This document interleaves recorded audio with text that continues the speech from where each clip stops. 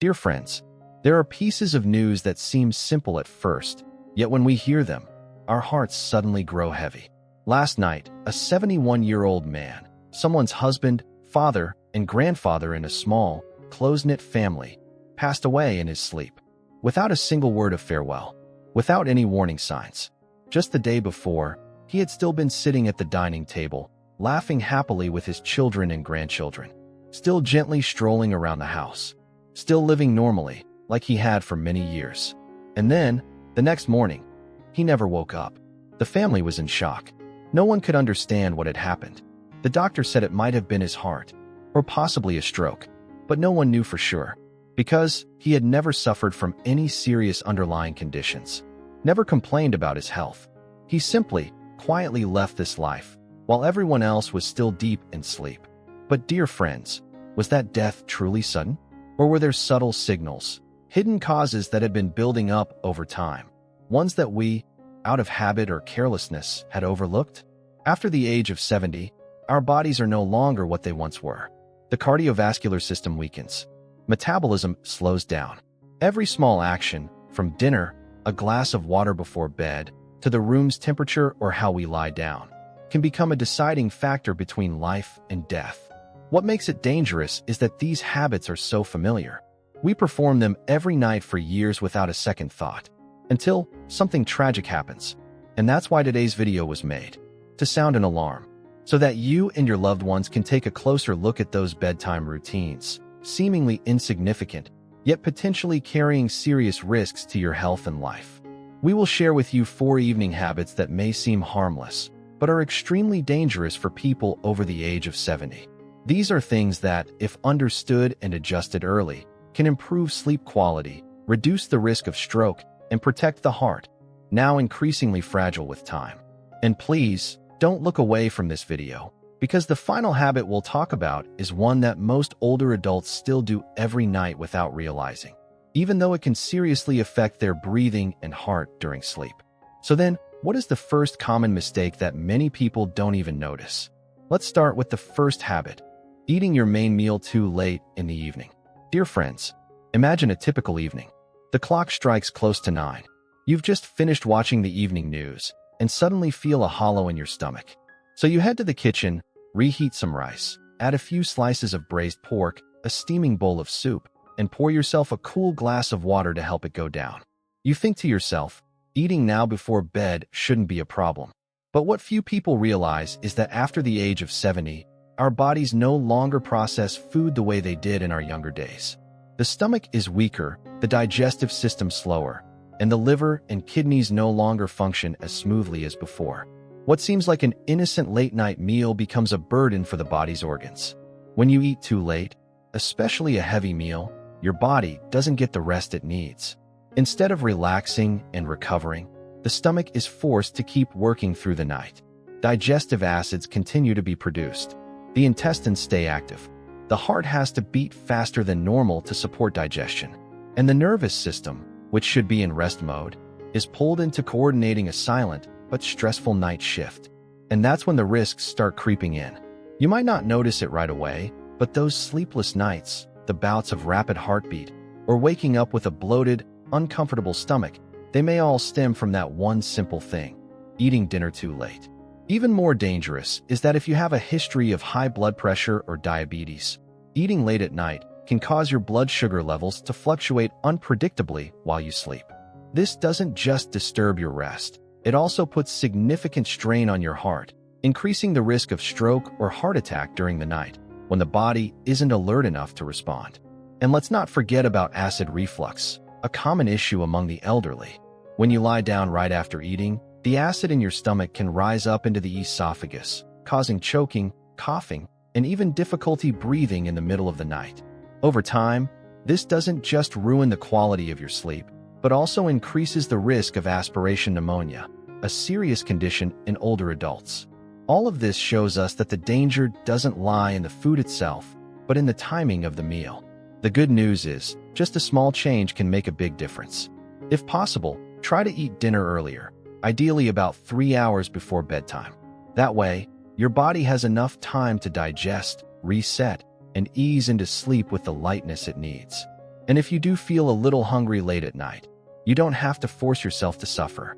A few soft fruits, a handful of almonds, or a warm cup of herbal tea, gentle, soothing options, can ease your stomach without throwing your digestive system into chaos. You see, after 70, caring for your health isn't about doing something grand. It's about the little things, done consistently every day.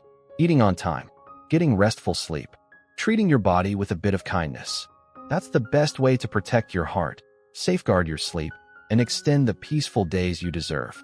And when it comes to sleep, there's another seemingly harmless habit that silently causes trouble for many older adults every night, without them even realizing it.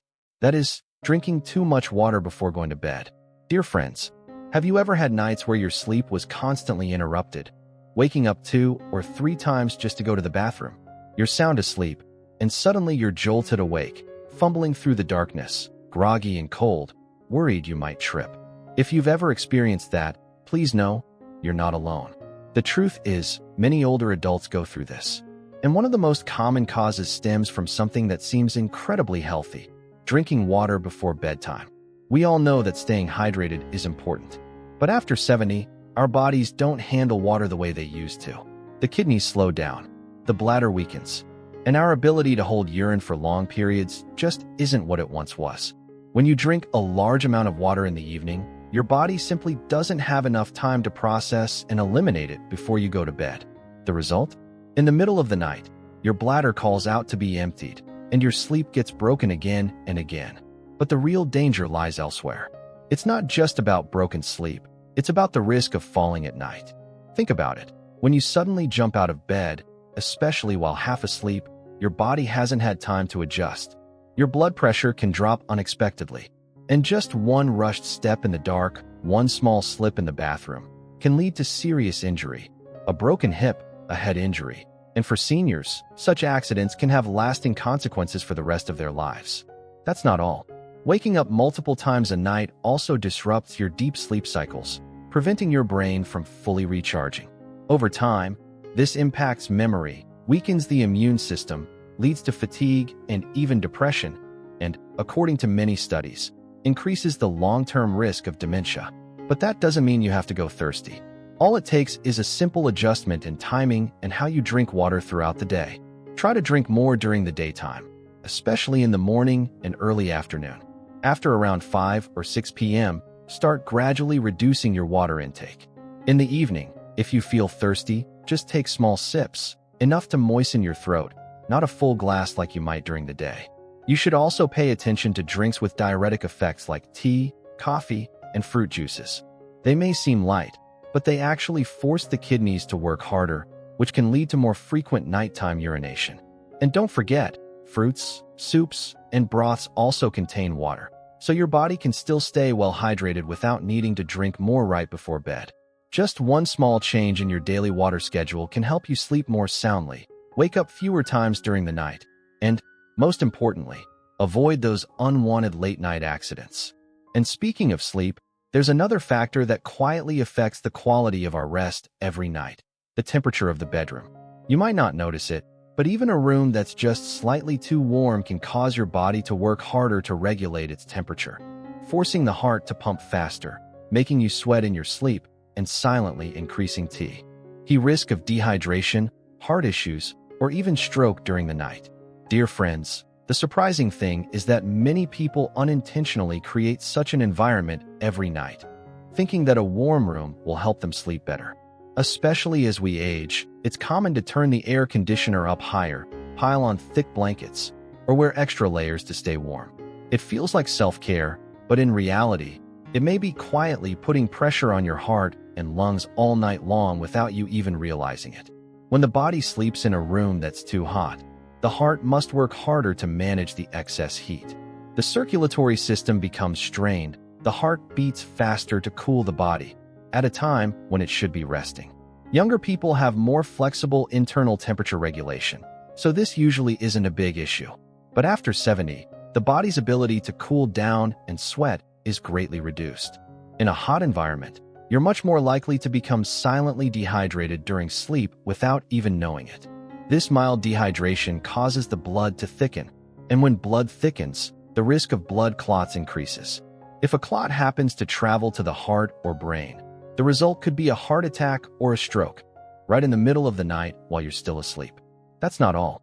Sleeping in a hot room also disrupts deep sleep cycles, those essential phases when the brain repairs itself, the immune system regenerates, and the body resets after a long day. If every night your sleep is disturbed by excessive heat, you may wake up feeling tired and drained, even if you slept for many hours. There's a small story about this. Mr. Tam, a 74-year-old retiree, used to set his air conditioner to 27 degrees Celsius every night and slept under a thick comforter because he was afraid of catching a chill. But for months, he kept waking up drenched in sweat, with a pounding heart, headaches, and a lingering sense of exhaustion. It wasn't until his son consulted a doctor who advised adjusting the room temperature to around 22 degrees Celsius and replacing the heavy blanket with a breathable one that Mr. Tam finally began enjoying deep, restful sleep again, something he hadn't felt in a long time. So what's a better way to take care of your sleep? It's actually very simple, dear friends. The ideal bedroom temperature should be around 19 to 23 degrees Celsius. If you feel cold, use a light, breathable blanket and avoid wearing too many layers to bed. A lightweight, moisture-wicking set of pajamas will help your body regulate its temperature better throughout the night. If possible, try leaving the door slightly ajar or using a small fan to keep the air in your room circulating. A cool, clean airflow can help your body slip into deeper sleep, ease the load on the heart, improve breathing, and leave you feeling refreshed in the morning. Dear friends, a good night's sleep isn't just a mental comfort. It's also one of the most powerful natural medicines for maintaining health in our later years. And sometimes, just a small change, like lowering the room temperature, can be the difference between an ordinary night and one where a serious health event might occur. Once you've created a better sleep environment, from lighting to temperature, you'll notice your body feeling more at ease, your sleep deeper. But there's still one more factor that most people don't pay attention to, one that can quietly strain the heart and lungs throughout the night. It's not about what you eat or drink. It's about how your body is positioned on the bed for rest. Dear friends, among all the things that affect sleep, there's one that often goes unnoticed: your sleeping posture. It might sound simple. Lying on your side, on your back, whatever feels comfortable. Who would think it could be dangerous? But after 70, our bodies change. Muscles weaken, lungs don't expand as fully as before, the heart works slower, and just one incorrect sleeping position held for hours can affect breathing, circulation, and heart health. Many people sleep on their backs, thinking it's more comfortable and better for the spine. But in reality, this position carries hidden risks. When you lie on your back, gravity causes the tongue and soft tissues in the throat to fall backward, potentially blocking the airway. For older adults, especially those with weak breathing, poor lung function, or who snore, this can lead to sleep apnea. Sleep apnea isn't just a few seconds without breathing. It's a repeated interruption of oxygen supply to the heart and brain throughout the night, without you even knowing. As a result, the heart has to work harder to compensate for the lack of oxygen. Chest pressure increases, and the risk of stroke, heart attack, or heart failure grows over time. Even sleeping on your right side, often considered safe, can, according to research, put extra pressure on the heart. It reduces the heart's pumping efficiency, increases the chance of fluid buildup in the lungs and legs, and over time, may lead to congestive heart failure, where the heart can no longer pump enough blood to meet the body's needs. So then, what is the best sleeping position for older adults? The answer is sleeping on your left side. This is the position most recommended by medical experts because it improves circulation, reduces stress on the heart, and also helps the digestive system work more effectively. When you sleep on your left side, the stomach stays below the esophagus, which helps prevent acid reflux, a major cause of nighttime bloating, coughing, and sleeplessness in the elderly. Of course, staying in one position all night isn't always easy, but there are simple ways to support your body. For example, using a body pillow placed in front of you can help keep you in a side-lying position and prevent rolling onto your back while asleep. You can also place a small pillow between your knees. This helps align the hips and spine and reduces pressure on your joints, especially helpful for those with lower back pain or joint degeneration. If you often wake up with a stiff neck or sore shoulders, try a pillow of moderate height that gently lifts the head and neck, just enough to keep your airway open without bending the cervical spine. Don't underestimate these things, dear friends. The right pillow in the right position, a proper sleeping posture, a little extra attention before bedtime. These may seem small, but they can be the difference between a peaceful night and a dangerous one you never saw coming. Once your body is properly aligned, blood flows freely, the heart isn't under strain, the lungs aren't compressed. Not only will your sleep improve, but you'll wake up feeling noticeably stronger, clearer, and more refreshed. So, we've now gone through 4 evening habits that may seem small and routine, but quietly have a deep impact on the health and safety of older adults during sleep. From eating dinner too late, forcing the heart and stomach to work all night, to drinking too much water in the evening, which, though well-intentioned, disrupts sleep and increases the risk of nighttime falls. From sleeping in a room that's too warm, silently stressing the heart and increasing the risk of blood clots. And finally, to sleeping position, a habit so familiar we hardly think about it, yet it can determine your breathing, blood flow, and even survival through the night. The good news is, every one of these habits can be changed, with small, simple, practical adjustments that bring enormous benefits. After 70, our bodies are no longer what they once were. But that doesn't mean we have to suffer or leave things to fate. With knowledge, mindfulness, and timely action, you can live healthy, live joyfully, and live peacefully every single day. So tonight, just try changing one thing, just one small thing. Maybe it's eating a little earlier. Maybe it's skipping that extra glass of water. Maybe it's lowering the room temperature. Or maybe it's simply trying to sleep on your left side, with a pillow for support, to make your rest lighter and more comfortable. And if tomorrow morning you wake up feeling better, more at ease, more well-rested, that's your first sign that the change is working. If today's message brought value to you, please leave a comment below. Share the part that resonated most with you, or the one thing you'll commit to changing tonight. Because your comment could be the encouragement, the inspiration that helps us continue making honest, helpful content like this. And if you found this video useful, please give it a thumbs up, subscribe to the channel, and share it with friends and loved ones. Because helping even one more person sleep better and live healthier is a tremendous joy on this journey. Thank you for taking the time to listen. May each night bring you peace, and each morning greet you with a smile and a heart full of life. See you again in the next video.